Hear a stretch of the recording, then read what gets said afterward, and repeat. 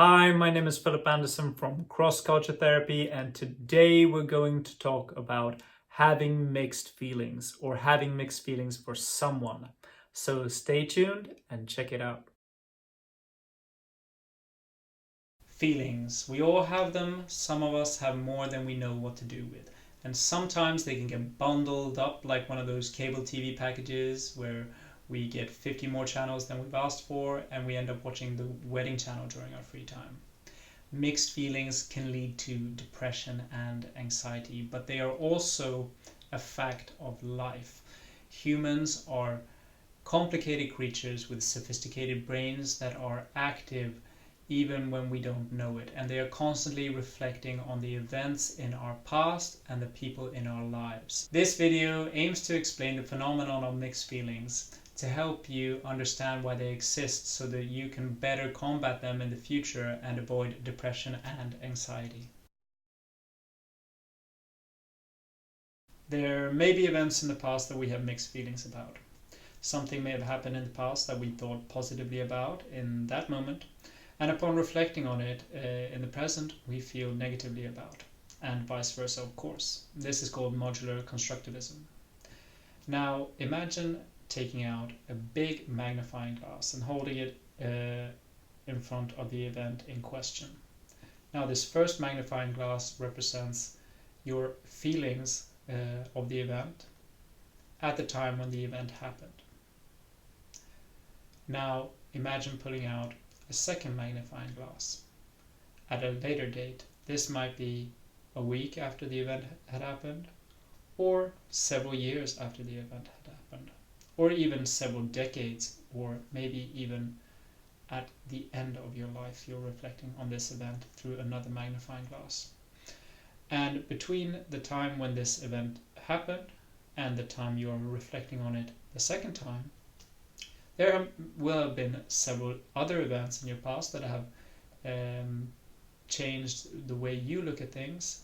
You will have accumulated a lot of knowledge on many different topics, which may have made you see things in a different light. So this second magnifying glass will paint the picture in a different way. And then you may also have a third magnifying glass if you reflect on it on an even later date than that. So there will be an initial magnifying glass, and then there will be your magnifying glass in the present moment, and then there will be many different magnifying glasses between the present moment and the date when the event happened.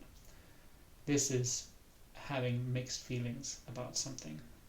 And when you are looking at this big picture, imagine pulling out another magnifying glass, and this magnifying glass is huge. Imagine holding it out in front of all the little magnifying glasses looking at your event. So now you're examining all the different perspectives, all the different yous that are looking at this event and the you that was in the event. So one example of this is someone remembering being hit as a child. Now, as the event happened, the child may have felt very sad and very angry and very confused. The child might have seen a ball rolling somewhere and chased after it, and that is a natural thing for the child to do. And then all of a sudden their parent got angry and hit them. Now, at the moment they may feel bad. And then when you pull out the second magnifying glass, maybe several years later, or if you're a late teen, this might have been like a decade and a half later, and you're looking at the event when you got hit as a child, you may realize that you were running out onto the road when you were chasing after that ball, and you may have felt your parent grab your arm and pull you back, and you may felt the slap on your face, and you might then through the second magnifying glass think that, wait, my parent might have been very scared that their child was running onto the road and might have pulled them back very, very roughly might have hit me in the face without realizing it. They might have been so caught up in their fear of the child, of you running out onto the road and almost being run over by a car, that they couldn't control themselves, and they slapped you in the face. Now we pull out a third magnifying glass over this event, and you might have you might have a child of your own, and you might feel a lot of sympathy towards your parent, because now you understand how scary it is to lose the concept of losing a child is very scary. So you might feel you might have a lot of sympathy towards your parent at that moment. And then you pull out another magnifying glass at another time, and you might be of the opinion that you should never hit a child, that you should be able to control your opinions, and then you feel angry towards the parent that hit you. And then you add on more and more magnifying glasses as the event goes on. And then when you look at the big picture, you hold up a magnifying glass over the whole event, and there's several different small magnifying glasses. You see yourself when you were a child, when you were hit, when you were confused, and then you see yourself as the parent understanding your own parent hitting you, and then you see at a later date somebody who would never accept themselves hitting a child, and could therefore not accept their own parent hitting them, etc., etc. And then this whole montage of the many different magnifying glasses and the event creates a bittersweet feeling inside when you reflect over it. You get very convoluted, and you get very conflicted, and this leads to depression and anxiety. Another example would be of domestic abuse cases. Somebody who's being abused might, at the moment when it's happened, be in a state where they thought that they had done something wrong. They might think that they must have done something wrong, so they reason with themselves that they have done something wrong. And then years later, upon reflecting on it with another magnifying glass, they see that, okay, well, no, I wasn't wrong, this person was hitting me, and you should never hit someone. And they were angry, and they were power hungry, and they were manipulative, and they wanted to do this to me. So that should never have happened. And then through a third magnifying glass, years later than that, they may have found out that the person that was hitting them was themselves abused as a child, and had loads of different insecurities that were created maybe by their parents that had hit them, and therefore felt insecure about losing the person that it happened to. And that might be the reason why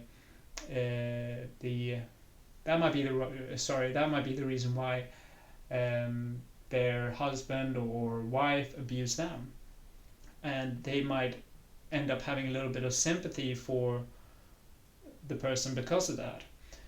And then you might pull out another magnifying glass several years later and come up with another different perspective of it. And then in domestic abuse cases, you're looking at bittersweet feelings of, first you couldn't understand that you were hit, so as I said, you make up a reason for it, and then you realize that it's unacceptable, and then you find out that something happened to the person abusing you, and then you understand them a little bit more, so you get a little bit of sympathy.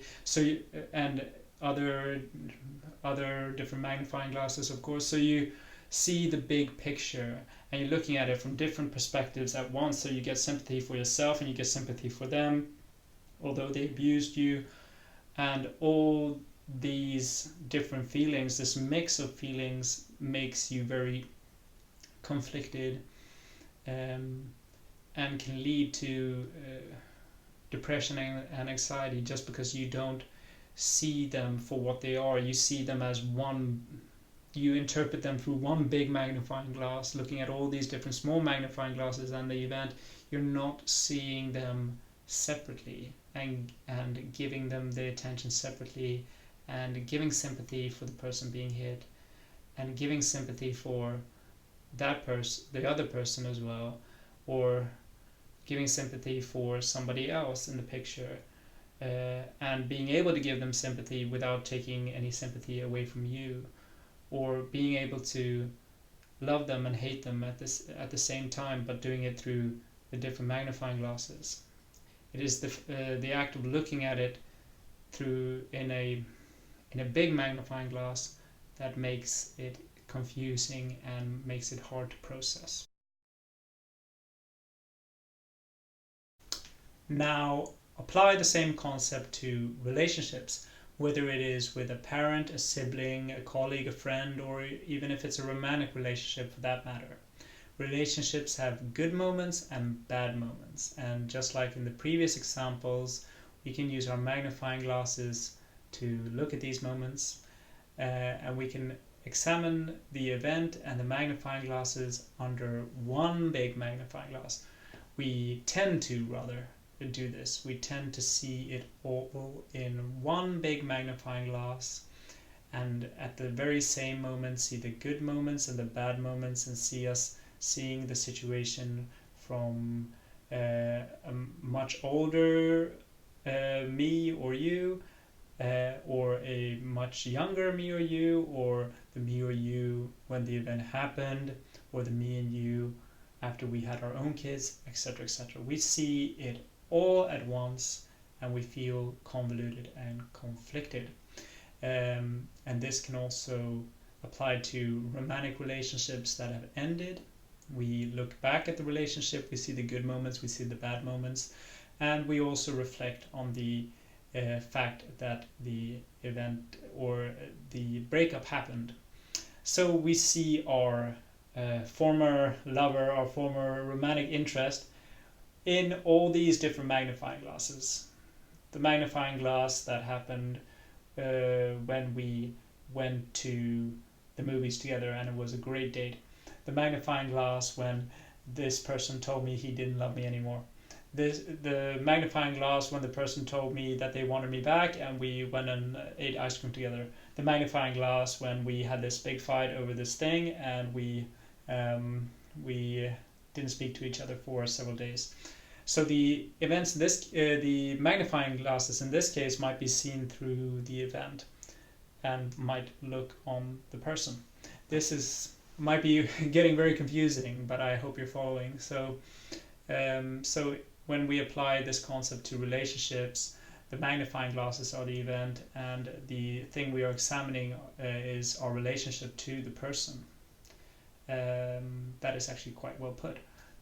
So we are looking at it through all these different magnifying glasses, and then whilst we're looking at it through a big magnifying glass and seeing all these different magnifying glasses, seeing ourselves loving the person, seeing ourselves hating the person, seeing ourselves fighting with the person, remembering the person doing something great and doing something very loving that we just fell in love with them all over again, seeing the person cheat on us, seeing the person being mean to us, etc., etc. And we're seeing all of this at the very same time, and it's making us feel conflicted and can lead to feelings of depression and anxiety within us. So this has been a quick, or not so quick, but a examination of mixed feelings applied to people and mixed feelings applied to events. If you like the video, please give it a thumbs up. Please also consider subscribing, because we are currently looking for 1,000 subscribers so we can monetize these videos and give these videos out to you. And as soon as we reach 100 subscribers, we're going to do a agony aunt style video where we review emails, or we can review comments or Facebook comments. We can keep them anonymous, of course, and do an agony aunt style video based on their problems, based on their issues, based on what they want to talk about. So if you're interested, please subscribe, and please let your friends and let your family know about this channel if you feel like they need it, and if you feel this video was good.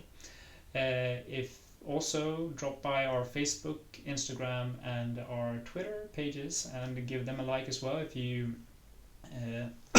feel like it. And go to our website, www.crossculturetherapy.com, if you are interested in booking a session with yours truly.